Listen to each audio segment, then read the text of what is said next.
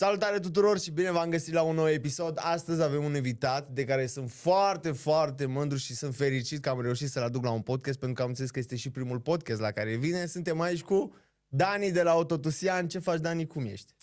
Uite, bine, am venit la primul podcast, așa cum ai spus și tu, și așteptăm să Mă bucur intrăm în foarte pâine, mult. cum ai zice. Și totodată vreau să mulțumesc prietenilor mei de la Vox Lumen care ne pun la dispoziție tot acest format, toată aparatura, fundalul și studioul pentru a înregistra aceste podcasturi și dacă și tu vrei să-ți înregistrezi un podcast sau orice fel de format în acest studio, poți să apelezi cu încredere la ei pentru că băieții te ajută 100%. Mă bucur foarte mult că ai venit pentru că avem o grămadă de chestii. Știi cum a pornit chestia asta mea să te chem la un podcast? Pentru că eu te știu de când am mașină și permis, eu îmi fac mașina la voi. Și tot văd acolo în comentarii oameni care își dau cu părere așa mai departe pentru că voi faceți social media și cred că sunteți printre cele mai mari serviciuri din țară pe partea asta de social media. Cred că aveți unul dintre cele mai mari conturi. Știi unul mai mare decât... Nu știu, nici nu m-am uitat, niciodată nu am fost interesat de chestia asta, dar Muca ai zis, uite, arunc un ochi și acolo. Eu, din ce am observat, cred că sunteți să aveți cele mai bune cifre. Dar cum a pornit chestia asta voastră de a crea content și de a expune toate chestiile astea în mediul online? O poveste așa interesantă, dar și, bineînțeles, și faină. Cum am foarte mulți elevi, da, de la școli profesionale, că noi acolo, la început când am pornit cu 3 elevatoare. Și am făcut contract cu școlile profesionale să aduc elevi ca să învăț oameni și să am oameni. Bineînțeles, mecanici, nu? Da, și a venit un băiat și numai nu se lipea de el nimica. Și am zis, bă, nu-i locul tău aici, caută-ți în altă parte, uite aia. Așa e, tipul băiatul e din Moldova. Ok. Și omul s-a căutat în altă parte, nu-și găsea liniștea. Deci chestia asta de mecanic, nu-i se potrivea, meseria de mecanic. El a vrut să fie mecanic. Ce nu-i se potrivea, adică nu... Da, a vrut să fie mecanic. Și eu n-am acceptat la început ideea de a lucra cu cineva care am văzut, bă, nu are darul ăsta, adică am văzut, bă, zic, nu vei reuși în domeniul ăsta. Adică, îți dai seama că vezi omul după... Ok, deci și ca mecanic trebuie să ai anumite skill-uri, adică gen... Trebuie să fii cumva, să-ți placă direcția aia. Măcar 2-3 motive, nu? Uh-huh. Și el a venit cu ideea și a zis, dacă am face, zice, uite, un canal de YouTube. Am renunțat clar. Pentru ce? Să fac canal de YouTube la service. Ca și ce? Păi facem vloguri, facem bani din el, că dai. Bă, zic, nu se poate. Zic, asta e prostie ce zici tu. Și am renunțat. Am renunțat la idee. O plecat și o găsit, mi se pare, cred că Sudor. Și-o găsit săracul, da. Că el avea nevoie și de ceva backup. Da. Să se întrețină, cum ai zice. Și a revenit la noi și atunci el, îți dai seama, pro bono, gândește-te. Ok. O făcut rost de camere, o zis că a fost a lui și am început cu primul vlog. Vloguri făceam noi pe vremea aia. Ok. Deci făceați vloguri pe YouTube. Da, vloguri pe YouTube. Așa a început. Dar problema a fost cine vorbește. La început cred că era Benny, din ce mi-amintesc. Da, eu le-am urmărit. Deci eu când am văzut prima dată Autotusian canal de YouTube, zic, nu se poate, eu vă știam pe voi. Zic, trebuie să văd asta, 100%. Și îl văd pe Benny și zic, deci era delicios să le văd încă de la început, pentru că era un pic stângaci atunci, știi? Și încă voi vă obișnuiați cu chestia asta și mi se părea absolut genial. Și mai departe, cum a fost? Păi mai departe, până am intrat eu în schemă, a durat ceva timp. Tu nu voiai să apar, gen? Nu vreau să apar. Ok. Da, nu vreau. Am văzut, am văzut că nu avem vizualizări pe YouTube așa de multe, dar în schimb veneau oamenii, veneau clienții. Asta e foarte important, pentru că nu contează neapărat vizualizările. Adică, am prezentat ce facem noi și oamenii sunau și veneau. Și Beni a plecat în America 3 luni să viziteze America. Și a rămas fără Și a rămas actor. fără. Și atunci a început fobia aia cu TikTok-ul, cu Facebook-ul, cu din alea. Bine, asta era de mult, de fapt, dar atunci o cred că a început să ia amploare mai mult Da, în mai perioada mult. aia. Pentru că eu Da. când voi ați apucat, eu deja făceam TikTok. Eu nu știam ce la TikTok, dar nu, în fine, nu serios vorbesc. Și mi-a arătat tăti, el zice, bă, zice, uite, dacă am face scurtături, short-uri din astea, Din vloguri, să luați ce-ți vine? Da, bă, zic, eu nu stau în fața camerei, nu-s pentru asta, mie îmi place să fiu un mecanic bun și atât. Și de acolo a început povestea când au venit shorturile alea, fratele meu era în America, 3 luni de zile, dar atunci o bucuit cu scurtăturile, TikTok-ul, Facebook-ul, astea Da, pentru că pe YouTube e o categorie de oameni pe YouTube și pe TikTok sunt altă categorie de oameni și toate lucrurile astea pe TikTok sunt toți oamenii, știi? Că pe YouTube e destul de nișat și nu mulți se uită la long form, dar pe TikTok unde short-uri, când încep cu un hook de genul la câți kilometri să schimbi uleiul, păi acolo clar atrage atenția. Chiar îți mult e... Și cum a fost impactul? Adică de când ați început să faceți social media pentru business-ul vostru, a crescut numărul de clienți, de solicitări, de dezvoltare? Aici chiar am făcut o statistică, eu am zis că de vreo 8 ori s-a dublat numărul clienților. Ok. De 8 ori. Ok, deci de 8 ori a crescut de când ați început să Da. faceți social media. Da. În următorii 2 ani de 8 ori. Deci gândește-te că noi când am început cu YouTube-ul aveam 3 elevatoare. Da? După aia am trecut direct în următorii 2 ani la 18 elevatoare. 18 elevatoare, acum o să avem 24. Chiar amu când vorbim aici, amu să montează următoarele 4. Doamne, cât Următoarele, de de fapt, următoarele. Deci imaginați-vă că eu știu pe băieți, pe Dani și pe Beni, încă de când nici nu aveau un hidișel, era la Lăzăreni, fratele meu ducea atunci mașina și eu am ajuns la voi prin 2019 cu prima mea mașină. Exact atunci am deschis acolo un hidișelul de jos. Da, exact atunci, în 2019 prima mea mașină, un E90 cu turbină, cu galerii de admisie, cu toate astea duse. Băieții știam deja de dinainte că se ocupă de asta, mi-au făcut mașina, bineînțeles, și de atunci eu am rămas client fidel. Și vă zic o chestie, eu la un moment dat știi că aveam un Mustang. Aveam un Ford Mustang și aveam și un Mercedes. Mercedes-ul, bineînțeles, dacă am avut Audi, că am avut și Audi, BMW, Mercedes, mergeam la băieți 100%. Când am avut Mustang-ul, voi nu făceați Ford, nu faceți Ford.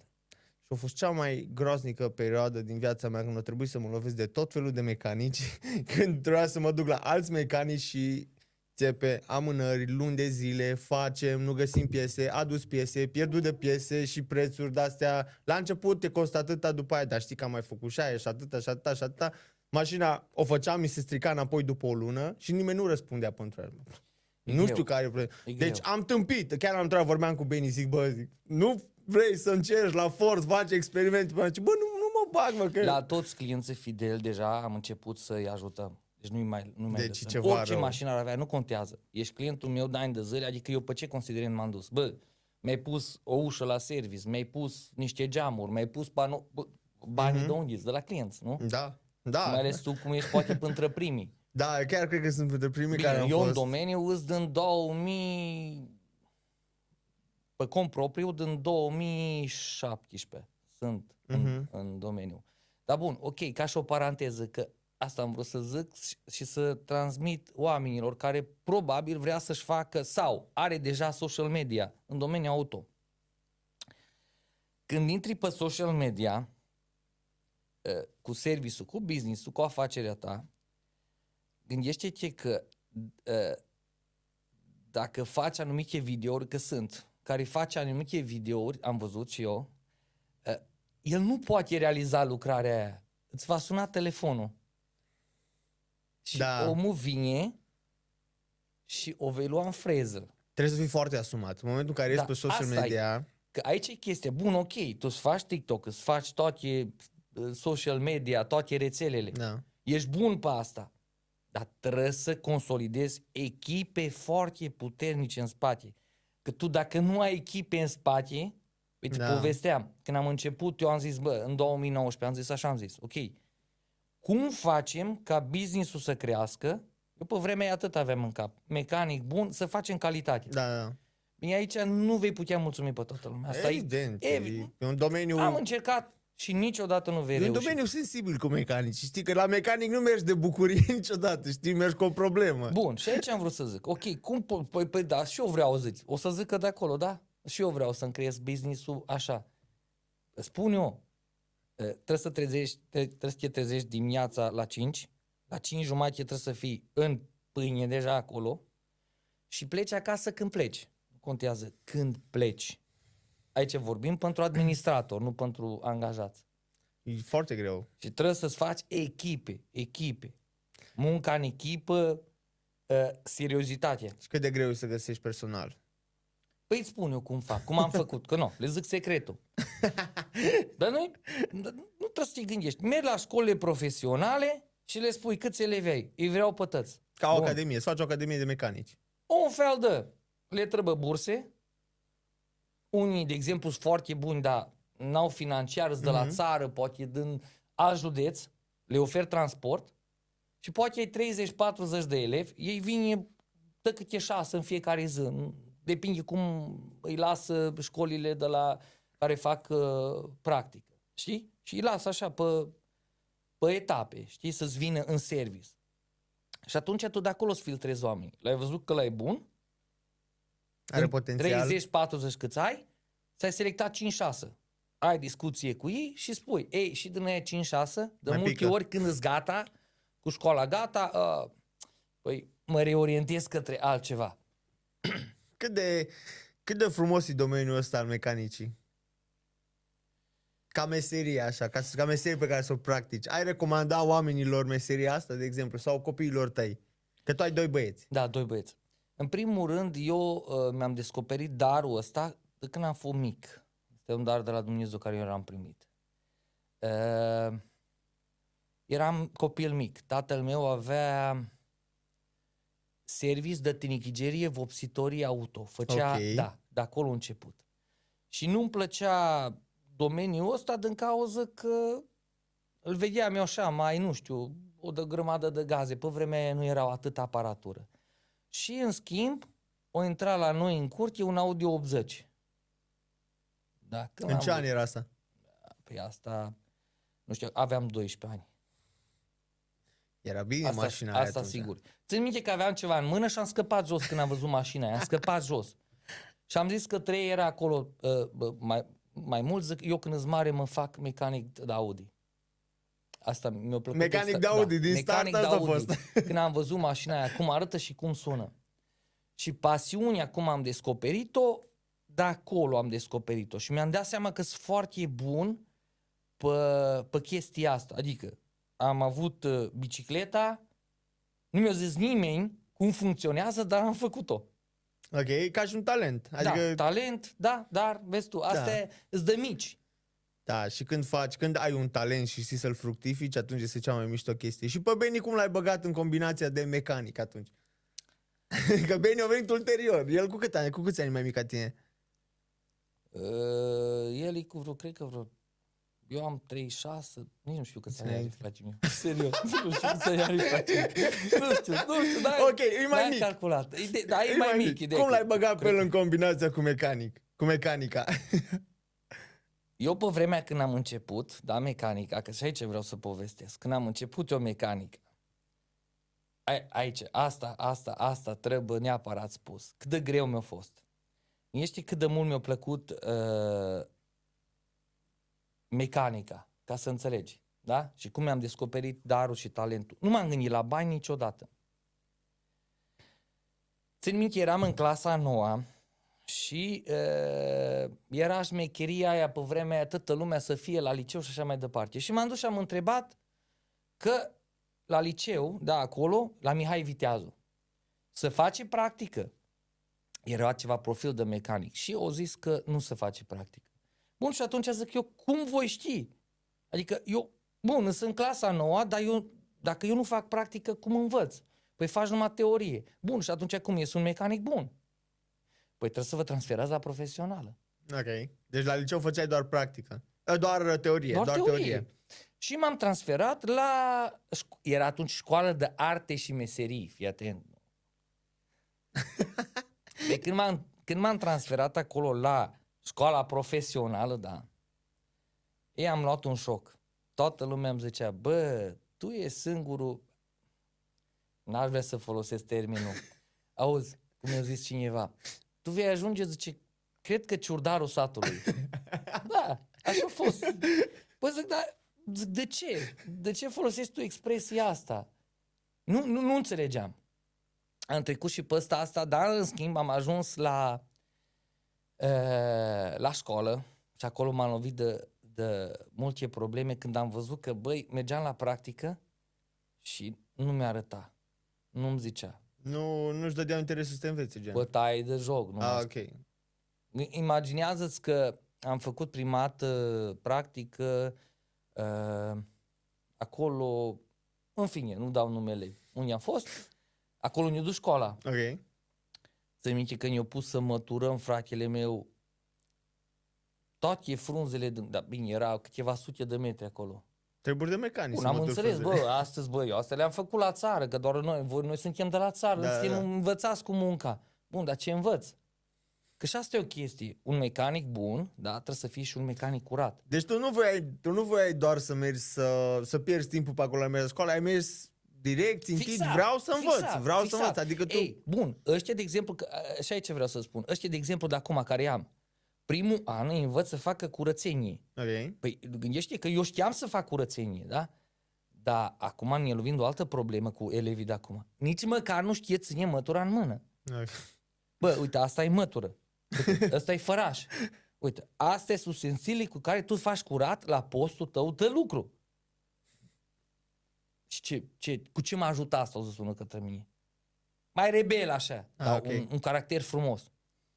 Și îmi plac oamenii ăștia, așa mai rebeli, care au niște talente extraordinare, dar trebuie să le fui, atât.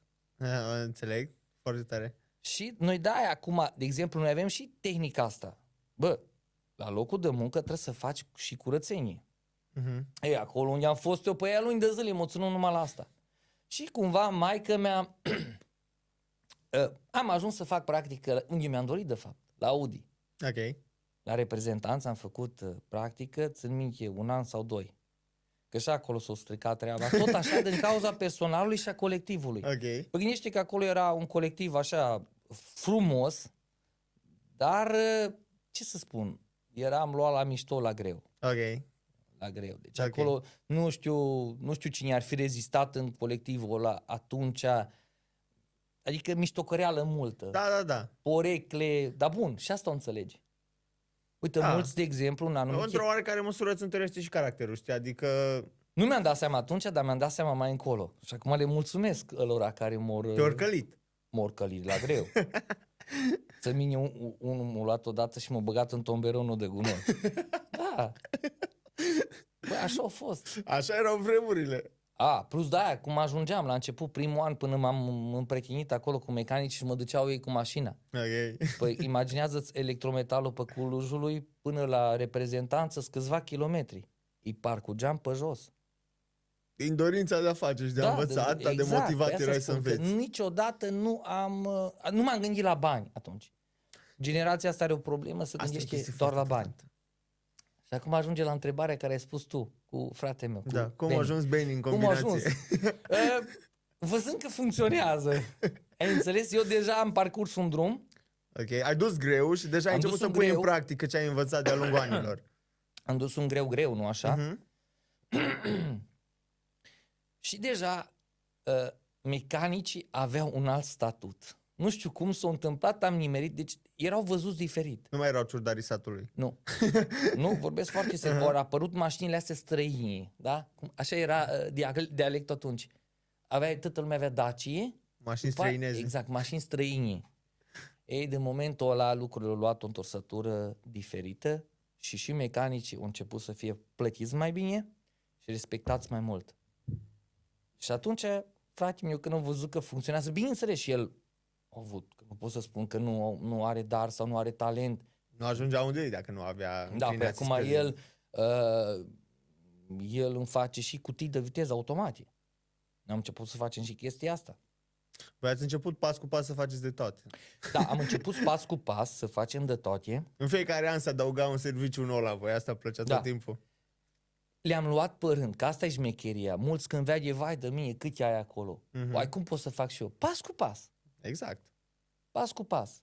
Și singura variantă asta e, să fii serios și să faci lucrurile pas cu pas și să nu te sperii.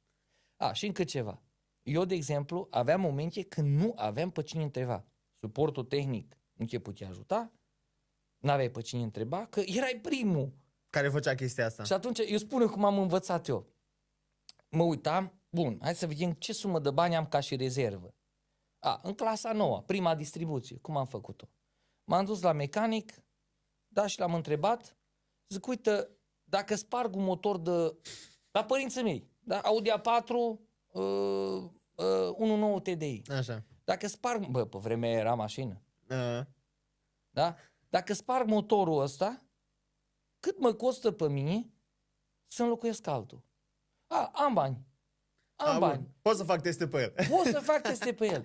Și atunci pentru mine a fost așa. Mulți clienți vin și zic, las-o. Că oricum nu mai am altă șansă. Și atunci eu ce fac? Am material didactic, numărul 1, o să zic că lumea, ești nebun, cum să faci așa ceva? Material didactic, mașina clientului. Fratele meu, nu te supăra că spun, sunt anumite lucrări care nu s-o mai lovit nimeni de ele. Da, și atunci cum rezolvăm problema? Eu vin și spun, ok, ți-o distrug, nu e nicio problemă, mi-asum, ți-o cumpăr tătă, mașina, nu contează. Mai înțeles? Și pe asta m-am dus, așa am învățat. Dar măcar poți să înveți să repari o problemă pe de care nu s-a mai lovit nimeni. Pentru că așa era ideea, în mintea mea. Eu ziceam așa, da? Când nu știu să fac ceva, punct, fac ceva. Experiment. Fac ceva și atunci ceva ți iese, de undeva tot o iei și o duci la capăt. Voi la un moment dat, înainte să deschideți în Hidișel, făceați mașini lăzăreni la voi acolo, nu? Da, la părinți. Bun.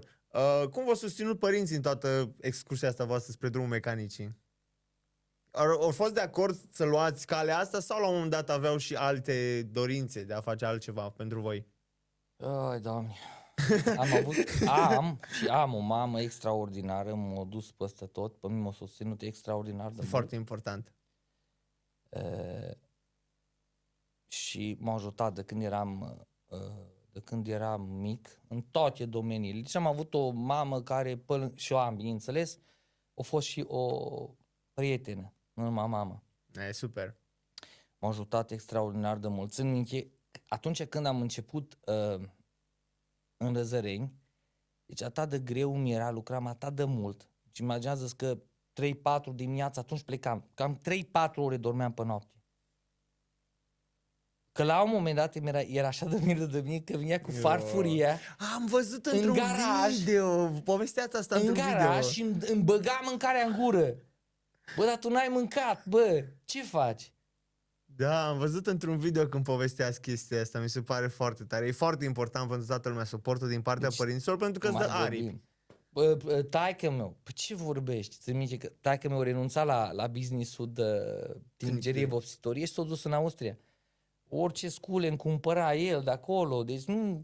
Când te susțin și părinții, efectiv îți dau aripi și simți că poți să zbori oriunde. A fost punctul de plecare. După aia m-am căsătorit și bineînțeles am avut și susținerea nevestei, da? Actualei soții. Și aici, că de exemplu, dacă nu ai pe cineva care să ne înțeleagă, ea așa m-a cunoscut. La service. Eu mă întâlneam la 2 noapte cu ea, la 3 noapte. Zic eu, ăsta îs. M-a acceptat așa cum îs și altfel n-aș fi putut. Dacă n-aș fi avut, de exemplu, bineînțeles, pe Dumnezeu, că asta e cel mai important. Păi ai avut un drum binecuvântat oricum, adică gen părinții, da? După ce m-am căsătorit, nevasta. Îți dai seama ce greu e? Că astăzi, în domeniile astea, dacă n-ai susținere, de exemplu, tu vrei ca și bărbat să faci ceva și nevastă ta zice, du-te în concediu. Eu cu nevastă mea, după ce ne-am căsătorit, în minte, când i-a vândut tot, a rămas cu un Golf 4, și aveam mașini pe vremea aia și eu și ea, și ne-am început de business acolo, în Lăzăreni, cu 2 copii. Deci ați riscat. Tot am riscat. Tot. Am vândut apartamentul unde stăteam și m-am mutat acolo în Lăzăreni. Mamă, asta nu știam. Cât de și așa tare. am făcut acolo și bineînțeles, cu un credit bancar și cu cofinanțare. Și pas cu pas ați ajuns să aveți 24 de elevatoare, o să aveți, a? Da. Ce nebunie. Foarte tare tot parcursul ăsta al vostru spre ce aveți în ziua de azi și mi se pare că sunteți, pe departe, cel mai serios și cel mai dezvoltat service din zona noastră, 100%, nu știu din România, dar din zona noastră și eu sunt foarte fericit că sunteți aici aproape de noi și că eu pot să mă duc în continuare la voi, pentru că am zis și atunci, cea mai proastă perioadă din viața mea a fost când nu puteam să vin cu mașina la voi și trebuia să mă duc la alți mecanici care o să fie și mecanici buni, dar chestia asta de neseriozitate, de nesiguranță, de toate astea mă teneau psihic, mergeam cu groază. Eu când mă duc la voi, de exemplu, cu mașina, mă duc liniștit, mă duc fericit, știu, mai stau la o glumă, bam, problema se rezolvă și așa mai departe. Dar, de asemenea, în comentarii văd o grămadă de oameni care dau cu hate. De ce crezi tu că generează hate-ul ăsta oamenii? Hate-ul, de exemplu, asupra business-ului nostru e în felul următor. De unde cred eu că e să trage? Odată am avut o grămadă de elevi. Elevii de multe ori, adică nu i-am lăsat acolo eu să facă, dar de multe ori după ce ori ajuns să fie ucenici, da, ai fost elev, după aia ai avut acces și te-am angajat, nu tot timpul și-a făcut treaba perfect. Ok, deci bazat pe greșelile elevilor. Nu a elevilor, deja oamenii ăștia sunt angajați. Ok. Și atunci eu până mi-am clădit un picuț business-ul și echipele, că aici multă lume nu m-a înțeles. Am zis, bă, eu degeaba fac elevatoare dacă nu am oameni calitativ. Știi că am auzit, da, știi că eu am auzit de foarte mult, scuze că te întrerup, chestia asta de la oameni care, deci eu, mergând la voi și am și făcut clipuri de la voi și toată lumea, bă, dar ce merg la ăia și tot felul în fine, eu zic, bă, eu acolo mă duc că mă simt bine, frate. Ai văzut? Și de cât timp? Și au foarte des, bă, da, dacă îți lucrează Dani pe mașină e bine, dacă pun mâna toți aia care nu știu pe acolo, știi? Zic, bă, eu când îmi duc mașina nu știu cine lucrează pe ea, dar știu că e ce trebuie, așa că... Uite, vezi, uite, hai să zic, de exemplu, de ce tu ca și om în societate, în loc, uite, că noi, de exemplu, lăsăm și clienți acolo. Da. Da, acolo. Nu vrei să crești societatea. Tu ca și client, uite că am zis mai înainte, că le mulțumesc tuturor clienților pentru că, uite, și apreciez. Uite, unul mi-a cumpărat o fereastră, poate, unul o ușă, unul un elevator. Deci fiecare client a participat cu bani plătind facturi, corect? E foarte fain să ai mentalitatea să zici că pe baza clienților fiecare a pus o cărămidă în hală. Dar cum? Deci ei momentul când trec pe lângă clădirea mea, ei se poate uita și zic că, bă, am făcut ceva, uite, am dat banul la un administrator bun. Când vezi că se dezvoltă, am contribuit și nu acolo. i-a prăduit banii mei, da? Și uite, în societatea asta avem un serviciu calitativ și consider că acum, deci noi am ajuns la, că eu tot timpul am niște criterii și mă uit, hai să vedem câte pierderi am avut, câte garanții am avut și de ce. Pentru că noi chiar facem garanțiile.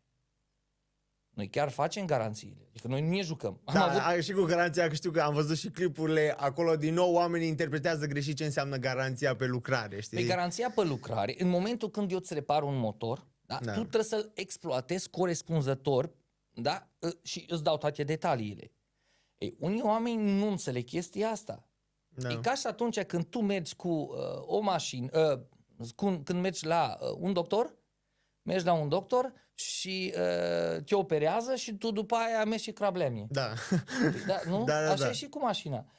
După aia, clauzele garanției, combustibil de calitate, 90% bagă după când apucă motorină. Da. E greu. No. Ăsta cred eu că a fost cu partea cu hate-ul și după aia au mai fost anumite chestii cu prețul. Asta vreau să te întreb, uite, de întrebare pentru toată lumea și care o primesc eu. De ce sunteți așa de scumpi?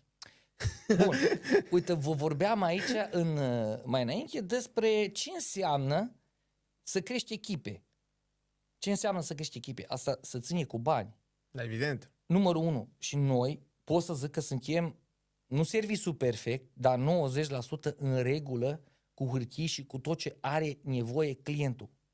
Adică tu, ca să fii autorizat pe bune, adică tu trebuie să vii la mine cu o distribuție. Da. Tu acolo tu trebuie să ai o aparatură de minim 150.000 de euro în spate ca tu să realizezi acea distribuție. Dacă ție ți se rupe distribuția la mașină și tu în spate, în hârtie, nu ești autorizat, tu nu poți realiza garanția, când ai echipamentul necesar. Ok. După aia, gestionarea deșeurilor. Tu vii la mine cu mașina. Ți-ai lăsat ce? Filtrele vechi. ți-ai lăsat uleiul? Păi, ți-ai lăsat, de exemplu, ți-am schimbat antigelul, antigel cu ulei contaminat și cu astea. Păi, astea ca tu să le dai mai departe la firme de reciclare, tu plătești bani. Noi nu le dăm foc. Pot să spun sincer că la început le mai dădeam. Dar să prescrie, am mulți ani. Ai înțeles când era la început. Da? Și atunci noi în fiecare an, că spuneai, bă, am crescut un serviciu, am crescut echipe, acum spuneam că suntem cam la 80%. Care e următorul pas? Că vi-l spun.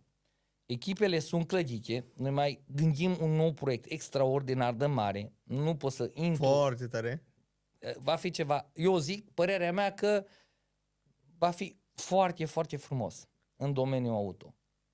Și atunci noi când avem stabilitatea, da, și echipele clădite, automat am negociat cu furnizorii de piese și am semnat contracte deja pe 3 ani cu produsele și cel puțin 20% în ce an suntem? 2026. 2026.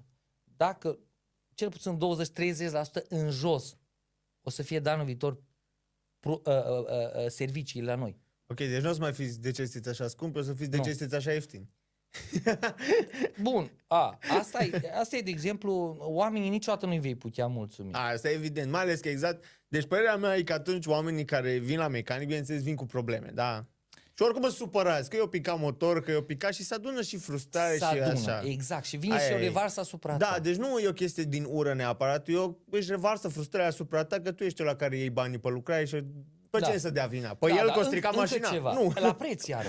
Trebuie să comparăm ceva. De exemplu, când eu vin și îți ofertez ție un schimb de ulei și filtre sau o distribuție, trebuie să comparăm tot timpul mere cu mere, pere cu pere, da?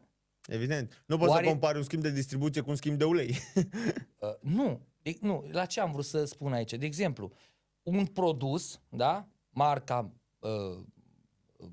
Bosch sau MAN, e mai scump, un produs e același lucru, e mai ieftin. Asta se poate cel mai bine să înțelege la plăcuțe de frână. Cred că acolo se întâmplă cel mai des. Zice, băi, am dat la plăcuțe, la un schimb de plăcuțe 10 milioane. Și vine unul ce, băi, am dat 3. Păi da, mă, dar ce plăcuțe s-o pustit de 300 de lei? Gen, în modul ăla. Eu m-am lovit de chestia asta de foarte multe ori.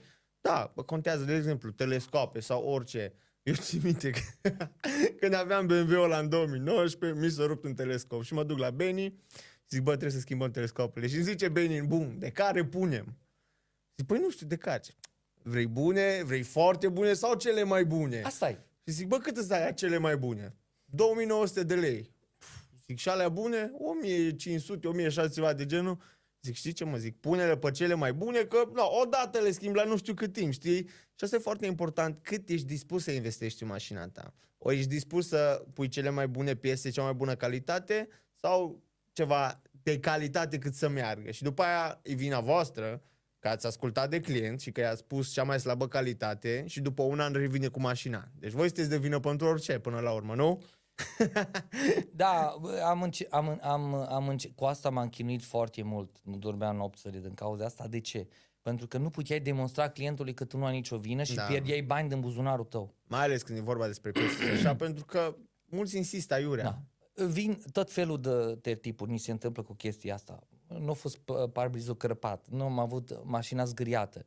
Avem niște sisteme foarte bine puse la punct, nu ne poate înșela cu nimica, dar eu asta nu știu cum să fac.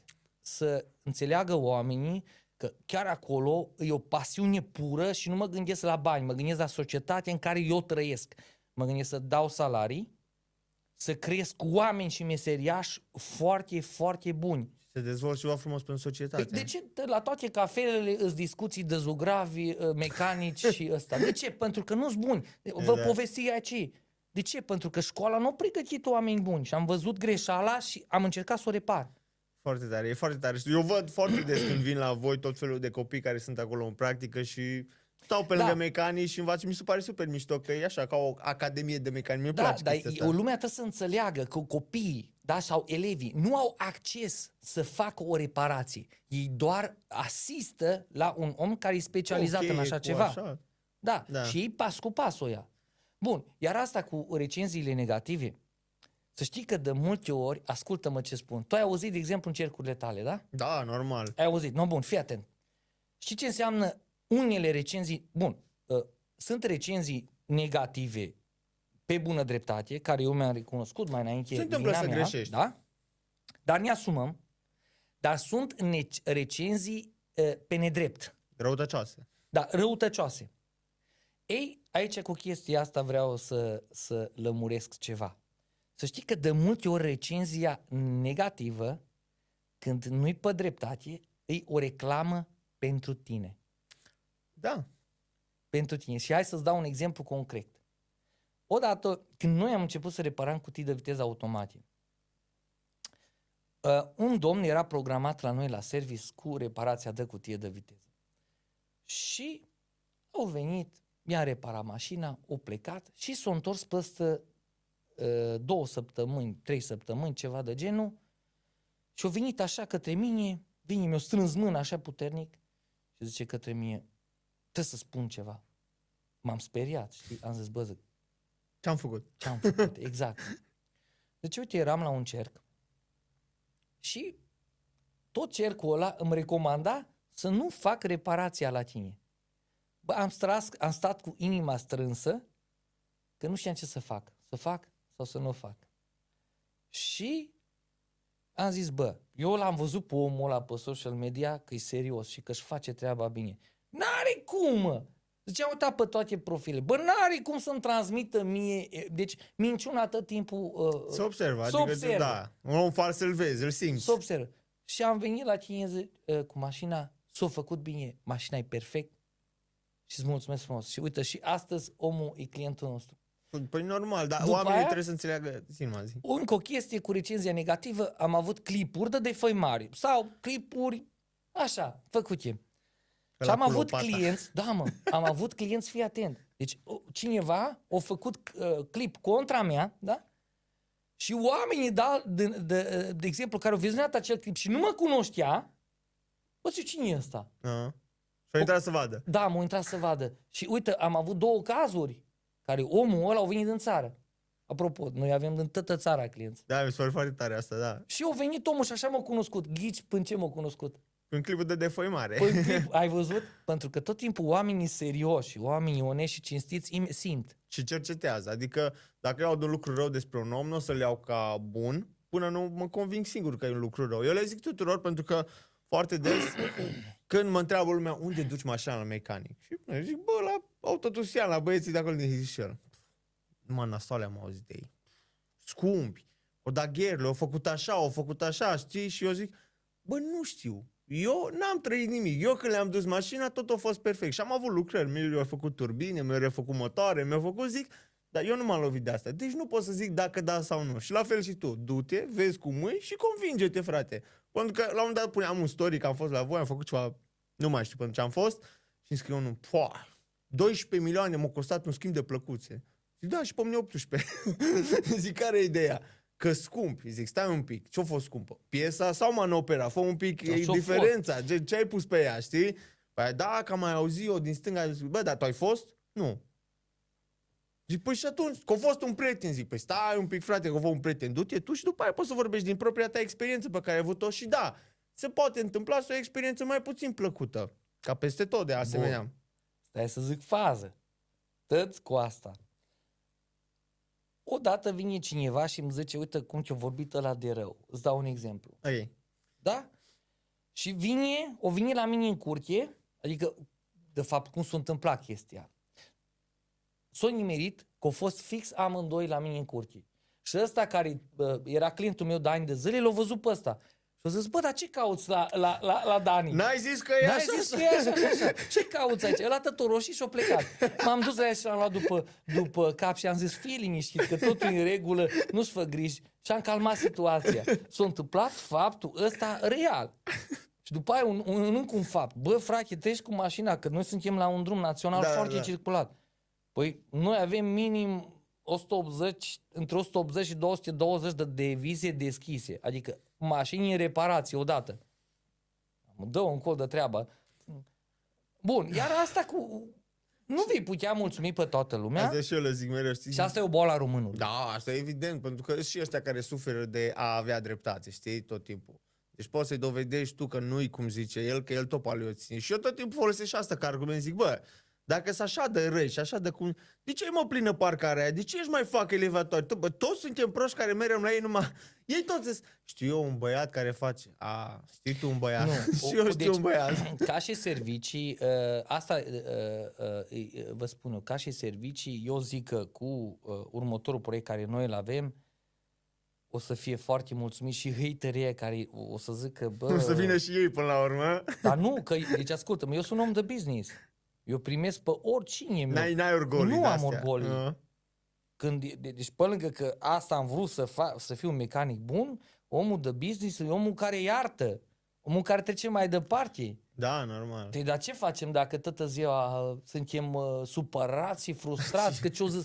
Nu-s curios ce-o zis despre mine. Punct. Țin minte că eram odată la voi, tot așa, la mecanic și fără să vreau stăteam cu Beni la povești și am auzit la un moment dat venise un om cu... Era foarte revoltat omul ăla. Nu știu ce problemă avea la mașină și tu ai zis atunci, la așa, în glumă către el, că o zis el, vin și aduc 1 litru de benzină și îi dau foc. Și tu ai zis, hai că-ți dau eu brichetă. Băi, și omul ăla, dar tu-ți bagi joc de mine, dar tu vorbești așa și zici, omule, tai că îi dai foc. Eu am zis că te ajut dacă tot vrei să. Și nu înțeleg frustrarea asta oamenilor, adică pot să înțeleg în momentul în care intru în punctul în care trebuie să bagi o grămadă de bani și cum zici și tu în fiecare video și o zic și eu, cumpărați-vă mașini pe care vă permiteți să le întrețineți, pentru că e foarte important.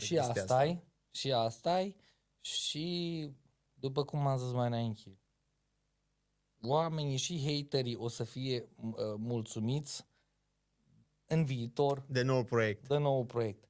Pentru că am văzut unde am cheltuielile foarte mari și atunci am zis, ok, unde e problema? Acolo și mi-am diminuat foarte mult cheltuielile ca să pot oferi servicii calitative, da? Calitative și la preț foarte bun.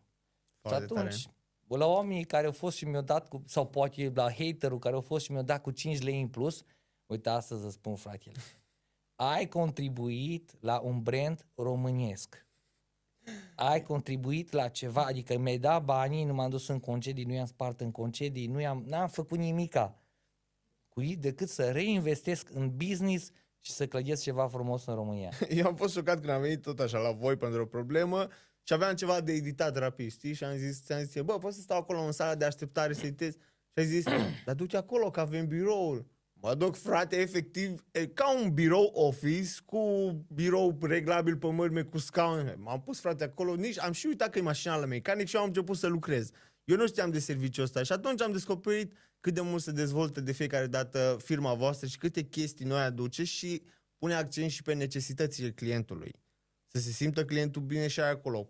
Bă, poți să vezi ce se lucrează la mașina ta în timp real, dacă vrei să o supraveghezi, stând pe canapea, te uiți la televizor, lucrezi la birou și poți să vezi ce face fiecare mecanic la mașina ta. Mi se pare tare rău de tot chestia asta și cum puneți accent pe ce are nevoie și clientul, mai mult decât să fiți voi ok. Asta e, tot timpul nevoile clientului trebuie respectate și onorate.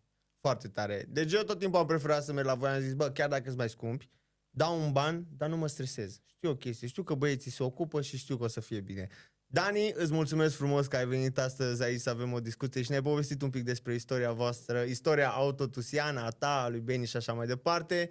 Și pentru toți ceilalți vă recomand să mergeți la serviciul lor. Eu personal, în toți anii ăștia, de când am mașină și o duc la ei, n-am întâmpinat nicio problemă și sunt sigur că și voi o să fiți mulțumiți de serviciile voastre, de serviciile băieților respectivi. Dani, mulțumesc frumos încă o dată și de-abia aștept să văd proiectul nou. V-am pupat și aveți grijă de voi.